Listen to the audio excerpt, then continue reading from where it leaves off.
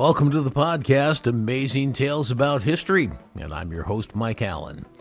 This week we take a look at the intriguing story of the first person to ever take off in a hot air balloon and then return it to the same spot where it took off. What's the big deal, you say? Well, until then, hot air balloons took off without any trouble, but then they went wherever the wind took them, and they didn't really have any choice, but they never landed back where they had departed from. Well, our guest today is Eric Ofgang, a freelance journalist who's no stranger to Amazing Tales listeners. He's been published in the New York Times, Connecticut Magazine, the Smithsonian, just to name a few. Well, he has the story of Charles Ritchel. Ritchel is the first man to create a hot air balloon that could land from where it had taken off. It was an incredible feat in the 1870s, and Eric will be along in just a moment with that story. This week's trivia question: this plane hit a skyscraper in New York City, but it wasn't the Twin Towers. What building was it? Stay tuned after the main program for the answer, because then you'll have the topic for next week's show.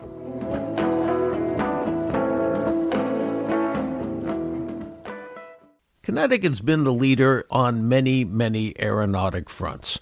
For example, the first helicopter was by Igor Sikorsky, and it was test flown in Stratford in 1939.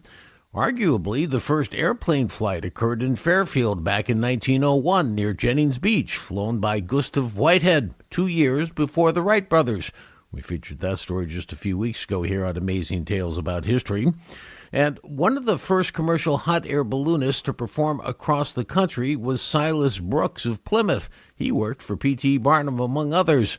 Also, many of the engines that power today's commercial and military jets were created and built at Pratt & Whitney in East Hartford. And if you want to throw in outer space, the Hubble Space Telescope was built in Danbury. Now, those are just the headlines when it comes to firsts in aeronautics in Connecticut. Many other inventions that make flying possible have their roots here, too. Well, today we take a look at an achievement that doesn't get a lot of attention these days, but was considered a very big deal when it occurred in Hartford back in 1878. We're talking about Charles Ritchel and the hot air balloon contraption that he developed, which took off from Hartford and then landed in the very same spot after flying around in the air. It was the first time a hot air balloon had been able to be steered in flights. Now, Charles Ritchel is not exactly a household name, yet he was a prolific inventor who has patents in his name from a wide variety of creations, some of which are more practical, frankly, than others. In all, though, about 150 patents are credited to Ritchel. Yet few of those activities that he engaged in rose to the level of importance as what happened on a Wednesday in Hartford, June 12, 1878. It was a sunny and relatively calm day in the skies, a perfect day for Ritchel and his assistant pilot Mark Quinlan to demonstrate Ritchel's latest contraption, a steerable, lighter-than-air craft. And here to tell us that story is freelance journalist and writer Eric Ofgang. Well, Eric, it's good to have you back. And again, for our regular listeners, we spoke a few weeks ago about Gustav Whitehead, a Bridgeport guy who may have been the first to fly and have beaten the Wright brothers by 2 years in terms of actually achieving what we call heavier than air flight. And I want to start off talking about that, heavier than air, lighter than air, because at that time, about 1900, this was very confusing to people. What do you mean flying lighter than air or flying heavier than air? Can you just take a second to explain and define what are we talking about with those two different terms? Yeah, so lighter than air aircraft are things like balloons, dirigibles, blimps, craft that fly thanks to a lighter than air gas, whether it's helium or hydrogen. They're more or less floating through the air. Whereas a heavier than aircraft, a powered aircraft, is not relying on that. It's relying on its engine, its lift. If the engine goes down, if a wing comes off, it'll sink.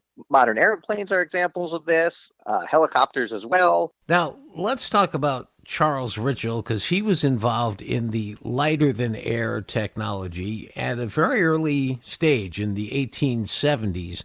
He was a Bridgeport guy, and I guess he was quite an inventor from what I've read. He was a toy maker, an inventor, just this wonderful character. He had these ideas that were so outlandish, so fascinating. Different types of toys and figures to some type of assassination tool and things like that. And just had his hand in a bunch of different areas. To one of the world's fairs, he had a proposal of a periscoping building that would rise from like 500 feet to 1,000 feet over a period of hours. And he also was an aviation enthusiast. And what he was trying to do was develop a craft that could take off and land at the same point. By this point, in 1878, balloons had long been around, lighter than air balloons. They could go up in the air, and then they were kind of at the mercy of the wind. The only way to steer them was to reduce weight and try to get into different altitudes and find kind of a different air current, a different path of wind to be carried on. He wanted to create a device that could go against the wind. At the time, Ritchel and others had started to develop an ability to steer a little bit. And these were kind of the first dirigibles. And that's what the term even means, the ability to steer. They were pretty imperfect and weren't capable of taking off and landing at the same spot. And this is very interesting. I've been in a hot air balloon, and I'll just do a quick rabbit hole story. When we went up, the guy brought a roll of toilet paper, and I said, well, what was that for? And he said, well, that's so we can steer. And I said, well, what do you mean by that?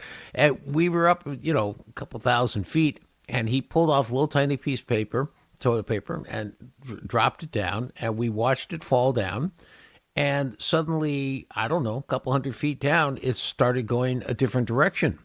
And he said, now, if we were to lower the balloon to that altitude, we would go in that direction. And that's how you steer a hot air balloon. I was fascinated by how that worked. So your point is well taken. These balloons were absolutely at the whim of the wind. And if you could fight back against the wind, you really had something in your hands. And we didn't have airplanes at that point. We only had these hot air balloons or lighter than air structures. So he had this little device, 25 feet long. It had a hydrogen cylinder wrapped in canvas, and I guess a skeletal structure underneath it with a seat. And I guess he used, pedals how did he do that? It's just this wild looking contraption. He's got, it kind of looks like a bicycle. It's a steel skeletal structure. It's got a hand crank and pedals for steering. The pilot would be hanging from the cylinder. And it just looks like something that if you saw it, you'd just be like, that never flew.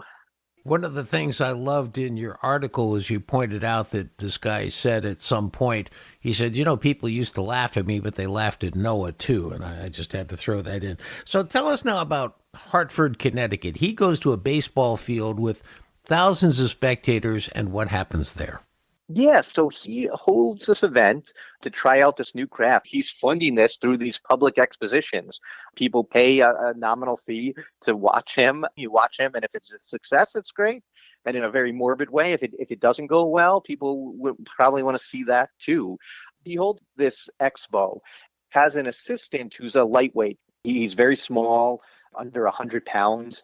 And that's because the contraption is pretty delicate. A full-sized person might throw things off. So this pilot gets in, he raises up into the air. There's tons of witnesses. He goes out over the Connecticut River. The winds give him a little trouble here and there, but it's a relatively calm day. And he is able to make his way back to the field and land the craft exactly where he took off, which is a pretty big milestone because up until that point, that was something that no one had been able to do with a dirigible. As far as we know, there's no records of anyone doing it earlier. So this was something that actually drew attention nationwide, didn't it? Yes, a number of publications, both locally and nationally, including a large feature in Harper's Weekly that included a artist recreation of the craft. One of the things that's always important with an invention is repeating it. And so he was having some success and some failures in terms of trying to repeat this. Tell us what happened on the 4th of July in Boston. I guess there was just an incredible fiasco with that launch. Yeah, so, he tried it again the next day in Hartford. He got blown way towards New Haven, ended up quite a bit outside of Hartford, but he was able to land it. He just wasn't able to get back to where he started. And he kept going around sort of touring with it. And so in Boston, A little bit afterwards, something went wrong with the device so that Quinlan, the pilot, wasn't able to lower it. And it kept rising upwards and upwards. And he couldn't bring it down. The wind had carried him away. And so he just kind of disappears to the onlookers and going up and up and up. Mark Quinlan realizes that he has to make kind of an in-flight repair. So he leaves his seat, carries a knife or a tool, leans over and is able to make an adjustment. And as he's soaring up, I think, the estimate was that he got as high as 3,000 feet. And he's able to, hanging over the edge, make this, aerial repair and then land the craft, which is just kind of amazing. I couldn't find anything out about him, but he's this amazing character who was either crazy or very brave because he kept going up in this craft even after that. And it's interesting, as you point out, he finances this by going and showing off and charging people, a certain amount to get in and take a look at this. And as a result, some people said, well, is he really an aeronaut, a very serious, guy who wants to fly, or is he a showman? And you kind of had to be a little bit of each, didn't you? Yeah, and he comes from this period in time where there was a real blurred line between the two. There was sort of these aerial showmen who would fund what they did, who would do these early aviation experiments and would fund it through that. Part of it was they were showmen and show people, and they just wanted to, make a living. But they also were trying to perfect these craft and come up with new ways. So, I think Ritchel, had a flair for the dramatic. He's a self-proclaimed professor. He obviously is a character, but he also, really wants to bring aviation into this field. So he's a true inventor and also a true showman. Now, when he ends up passing away, he does not have the glory of having mastered the rigid dirigible. That goes to a guy named Zeppelin. And from what I understand, I think it was in your article, he just flat out refused to put an engine on his device, didn't he? I'm extrapolating that he thought it was going to be too much weight. So he thought that a person-controlled device would be better. And he had plans for designing a bigger version of it with, multiple people working the crank and generating more power that way. And it just kind of, aviation historians who look at him today know that he was kind of doomed from the start. There was no way he was going to ever be able to overcome significant winds. It could work on a calm day, but there was no way he was going to ever be able to develop, a real practical aircraft. It wasn't a fantastic idea in a lot of ways, though it also was kind of ingenious in other ways. But it's interesting because when I started doing this story, I originally wrote a short story about it for Kinetic Magazine many years ago. And my editor at the time, when he was reading the article, saw that he actually predated the date listed for the first dirigible flight. And so I reached out to some different historians both then and then again, and they kind of all agreed that, this flight, unlike Gustav Whitehead, who we talked about previously, where his most impressive flight didn't have a whole lot of witnesses, it had a couple witnesses. This had thousands of witnesses, many reporters. It did happen this way. There's no dispute about that. It's just, it then got forgotten by history, even though it was well known at the time. And one of the reasons, I think, is that impracticality of it. The success couldn't really be built on. It's true. Ritchel's design, although it worked and was shown to be credible on several occasions, was not the answer to lighter-than-air flights. That solution came from Germany with an invention by Ferdinand von Zeppelin and his lighter-than-air dirigible. Well, in 1913, Zeppelin's creation was flying over German cities with paying customers for sightseeing tours. Many people thought that the Hindenburg disaster in 1937 was the beginning of the end of hot air flights. That's when 36 people were killed when the gas-filled blimp blew up after an electrostatic charge set it off. Well, actually, aeronautic historians point to a different cause for the demise of hot air balloon flying.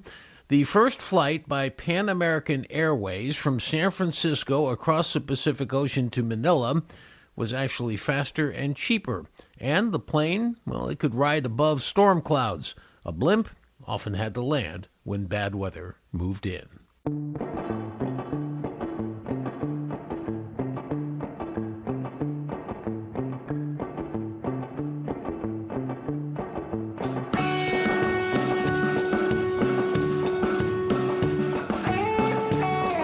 Well, that wraps up this episode of Amazing Tales About History. Like many intrepid inventors of his day, Charles Ritchel had more creativity than business sense. He died penniless in 1911, just 2 years before the Zeppelin flights started over German cities. I want to thank our guest for today's program, Eric Aufgang, freelance reporter whose work has appeared many places, including Connecticut Magazine, the New York Times, and Smithsonian Magazine.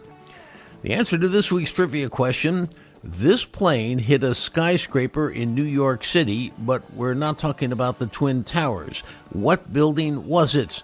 The answer: the Empire State Building. And next week on Amazing Tales, we look back at the unbelievable story of when a plane crashed into the Empire State Building, but remarkably did not knock it over. And we'll have a look at a mid-air collision of two planes over New York City and a separate incident that many have forgotten about from 60 years ago that killed more than 125 people. Amazing Tales About History is a production of True North Associates, LLC. This is Mike Allen. Be safe and stay healthy.